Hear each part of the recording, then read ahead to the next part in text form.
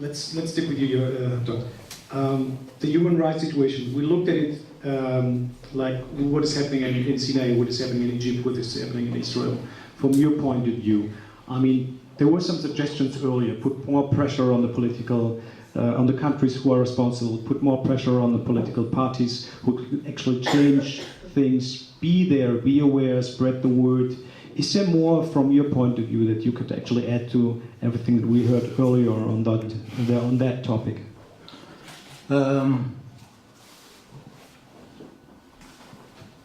I mean, like every one of you, it touched me what happened this week, what's happening in Sudan, Eritrea itself, in the Sinai.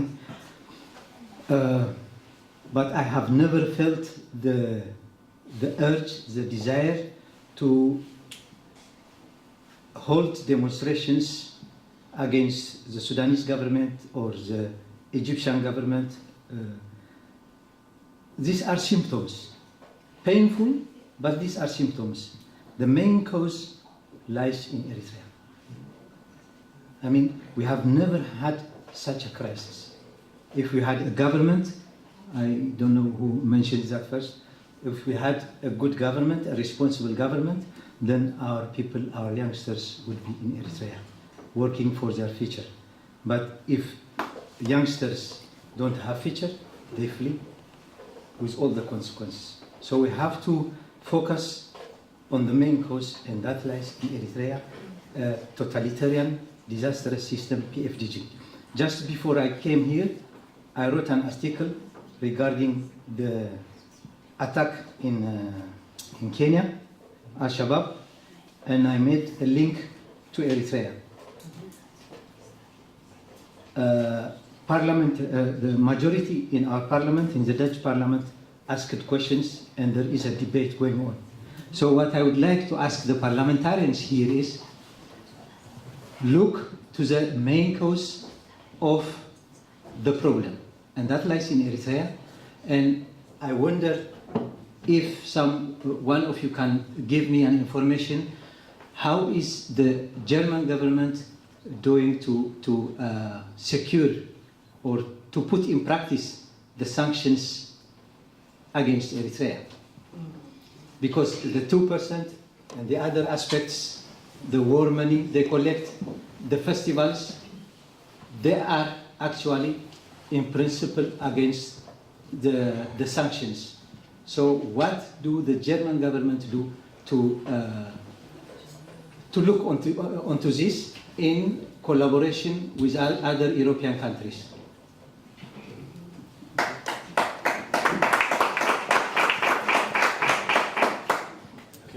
Musti, let's stay with Germany and the situation in Germany. Entschuldigung, wir können das auch auf Deutsch machen, sorry. Ich komme schon selber ganz durcheinander. Okay, lass uns mal auf die deutsche Situation gucken, beziehungsweise auf die eritreische Community in Deutschland. We'll keep that question and ask everybody else out there about the situation government-wise, what has been done. Was ist dein Gefühl, wenn wir jetzt sozusagen nur auf die Community, die eritreische Community in Deutschland gucken, die meiner Meinung nach also in den letzten Jahren auch kritischer geworden ist, aber bei weitem nicht so kritisch, wie es wahrscheinlich hier jedem recht wäre. Wo siehst du die eritreische Diaspora, die eritreische Community im Augenblick, wenn es darum geht, um Menschenrechte zu kämpfen, wenn es darum geht, manche haben ja vorhin von dem Festival in Gießen gesprochen, zu zeigen, was da eigentlich gefeiert wird, wenn es darum geht, die 2% Kopfsteuer anzugreifen oder zu attackieren und auch an sich allgemein darüber aufzuklären, was mit der Situation ist. Also wie steht die eritreische Community in Deutschland da? Hat sich da viel bewegt? Ist das genauso schwach wie in der Vergangenheit? Wie ist dein Blick darauf? Bevor ich deine Frage beantworte, es ist in Eritrea oder bei uns Eritreern üblich geworden, die Schwachpunkte der Opposition aufzuzählen. Man muss auch die Opposition, die Rolle der Opposition würdigen. Die Opposition ist im Gegensatz zum PFDJ-Regime, dem eritreischen Volk freundlich gesinnt, versucht dem Wohle des eritreischen Volkes zu dienen. Es ist richtig, die Opposition ist sehr schwach. Dafür gibt es mehrere Gründe. Es gibt soziologische Gründe. Wir haben Demokratie ist nicht eine Frage der Masse, sondern Demokratie ist eine Frage der Eliten. Die Mittelschicht oder die Elite in Eritrea ist beim Kampf für Demokratie nicht stark engagiert. Zweitens, unsere Gesellschaft ist militarisiert. Wir haben 30 Jahre militärisch für unsere Unabhängigkeit gekämpft und wir haben nicht gelernt, Konflikte friedlich zu lösen.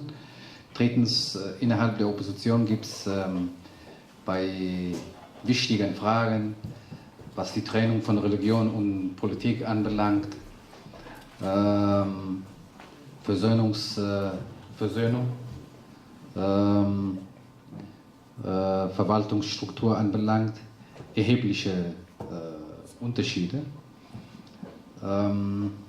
Was die Rolle der Diaspora oder der eritreischen Community in Deutschland anbelangt. Wie gesagt, ich bin seit langem politisch aktiv. Bis 2001, bis zur Verhaftung der Gruppe 15, G15,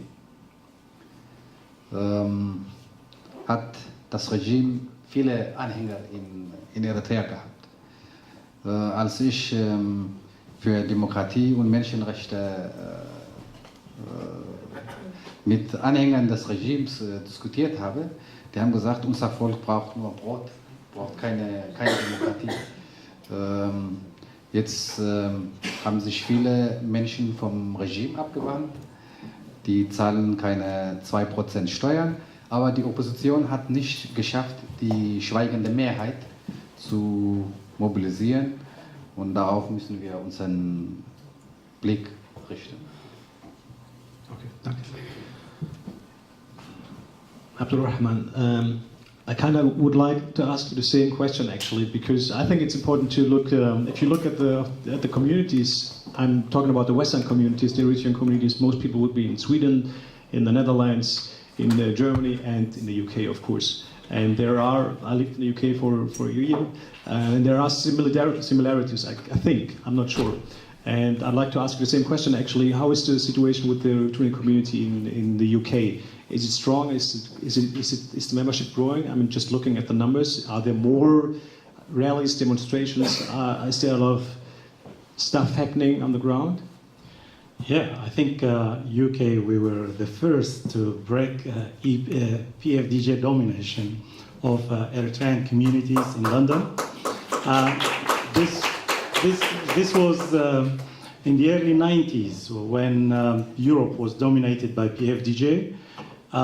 We started demonstrating outside in small numbers, and in 2001, on August the 19th, when the G15 started demanding some accountability and a meeting of the different hierarchies of the PFDJ party, we were the first to come out in support of G15.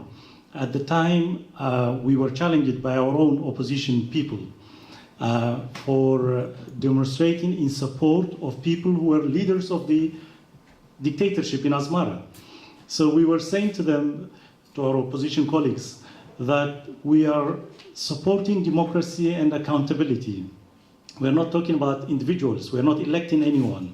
Now, if democracy, human rights, accountability, and those principles are raised by people inside Eritrea or outside, for us, it's always positive, and we would support it. So we came out in demonstrations, and it was highly publicized. It was covered by Arab satellite TVs and by some independent Eritrean newspapers in Asmara. Probably Khalid can testify to this. He used to be an editor of one of the newspapers. So that is UK and London. But in terms of united, organized effort, that has not been any different to anywhere else. I must be honest in that sense. And because when we fight a dictatorship, we fight either inside Eritrea or outside. If we are fighting it outside, it means within our communities, so it has to be limited to what we can afford. If it was inside Eritrea, it would have been different. So that in itself has its own restrictions, because you have your own lives, your own interests. Some people want to go to Asmara and visit their families and so on. So we have all sorts of restrictions that is faced by everyone. But the good news is the support for the PFDJ regime is dwindling. It's going down. So every time the regime tries to organize a festival or a meeting or even a fundraising, which is they used to be very good at, it's no longer the case now. It's very difficult for them. Thank you. Khaled, before we open up to everybody else in the room, you as a journalist, when people think of Sweden, they think automatically about Dawit Isaak. But I'm not going to talk about Dawit Isaak. You can do that if you want. My question would rather be, why is the role of the media in the struggle for freedom in Eritrea so important? Yeah, I mean, as I said before, if we are not entertaining different opinions, better ideas would not come. And to do that, you have a transparent and free media outlet, which we are really missing right now. A group of colleagues are starting media outlets, and you can question if that would be enough for the current situation we are in, because somehow they would be biased and affected because of the situations they are involved in. I'm a journalist, and I look for a short solution. At least we have to get rid of this dictator, because staying in power one day with this dictator is causing us a problem that will never solve it in a years later. So for me, priority will be getting rid of the regime, the dictator at least. Then things will come to start from the scratch. Then it will be up to us. Media is often opinion builder. We miss that now. Everyone is going with his own strategy, imposing on the others, and we don't have journalists, ethical journalists, which are free of bias and giving platform for all sides. If you feel like I'm a member of EYSNS, if as a journalist I try to bias to the organization where I am in, then the others would not have the opportunity which will be given to the organization which I am a member of. So we, the journalists who have left Eritrea, were not small in number. We have a very symbolical organization which we tried many times to organize it again. We are more than 40 journalists, but because of the geographical disparities and other related issues, people are not there to stand for the situation and to commit, and we failed on that part. So failure of our journalists to work together to lift up the situation and to highlight the situation and build opinion on the general public is creating chaos among the understanding of the people. That's why we are having if we have uninformed people, they will be always take uninformed decision, and those decisions will always be creating other unforeseen problems. So we collectively, especially those who have left Eritrea, journalists who are now in exile, failed to build a very strong platform, media outlet, where we could have contributed in at least correcting some mistakes which are happening, mostly because of lack of experience from our youth or even our political parties. One main important point which I would try to raise it now when you just gave me this chance is like media would have played a role, because if not media, which is for the power, then how would public know what's happening with the opposition parties? And I mean, as we know it all, the opposition parties are very detached from the public. If you are not inside your country, you can't be accountable to anyone except your members. if you are within the country, to win their vote, you will be always having check and balance. You can't do, you can't fail now and then and still be in a leadership if you are inside your country. So I feel like media would have played a role in building opinion and giving platform to the public to know what is best for the country and what is not. Right now we are just taking whatever is around us, even taking something which is not for our advantage, because there is lack of media outlets that can be transparent to the public and at the same time question politicians, activists, everything. Now it's really messed up, and I as Khalid, as a journalist, feel like I failed together with my colleagues to have at least to build a strong media. We tried, have Tom is in the organization, have been working with us, helping us in the start, but we didn't succeed on that and we didn't get support. Dawit Isaak case, maybe I have been always discussing with the Swedish politicians. I mean, it's a double standard. Sometimes you feel like politicians try to use Dawit's name when elections come, and then he's forgotten until next election. Every year, May 3rd, when it's International Press Freedom Day, then his name is again mentioned. And we were always saying, why Dawit? I mean, you know, dictators are always related to a prestige. If the Eritrean government would free Dawit and keep the others in jail, what would be their crime? Their Eritreanity only.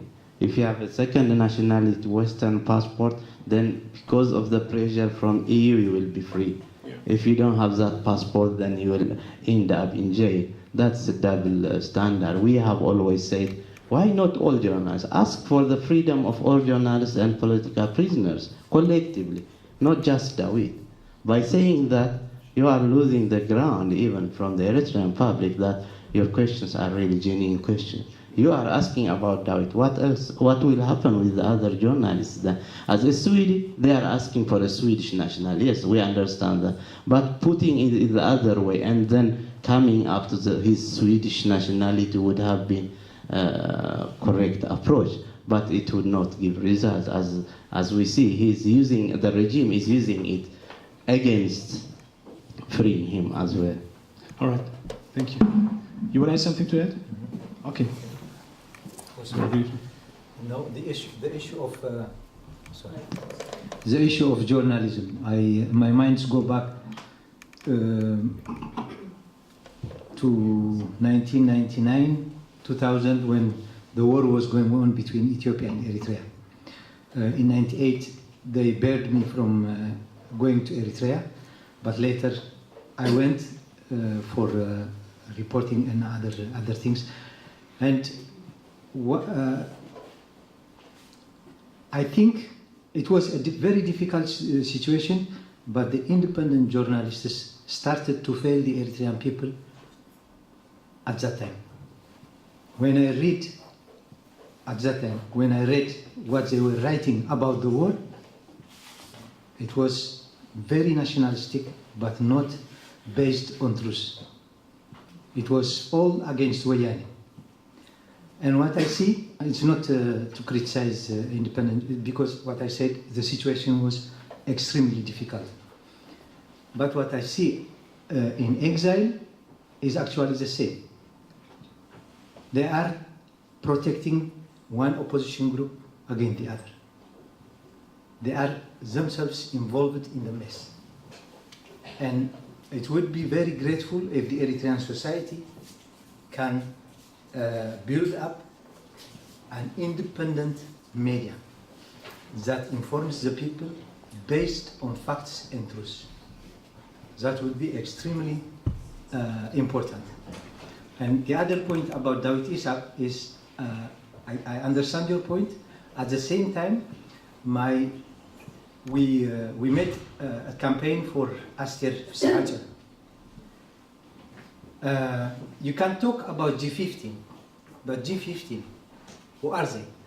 But when you start to give face to the prisoners and name, it doesn't matter who. Dawit Isaak, the link to Sweden, as you have mentioned, it's very important. And I think the opposition in general has been failing the Eritrean people because of strategic failure. Let me mention this is in Tigrinya and this in English, the Eritrean constitution. Not to say that the Eritrean constitution is holy or extremely important, but it's very, very important in the struggle against the dictatorship. They have refused to implement it, but they have put it on their website in the United Nations. The permanent mission to the United Nations, as the only entity of the Eritrean government, has the Eritrean constitution on the website. And what would be, just as an example of strategy, important when we can change it later, but when the opposition unites in saying implement this constitution, it has an effect to the outside world and to the inside world, I think. Mm-hmm. Thank you. We'll discuss that with the next round. One more question, Komusia, and then we'll opening up the discussion and then, of course, bring it back up here and look into the future. Actually, where are we heading? What next step can we take? What actions are there to take? Okay, Musi first. Ni Haptom ni Khalid. I want to ask Haptom and Khalid as journalists. How do you assess You can eat in German. the role? No. The role of Asenna. I mean, EYCS had a meeting in Bologna. He campaigned against the meeting. How do you? I mean, you talk about independent or you talk about the lack of free press as institution in Eritrea. How do you, many people follow Asenna? How do you assess his role? Does he meet the criteria of free journalists?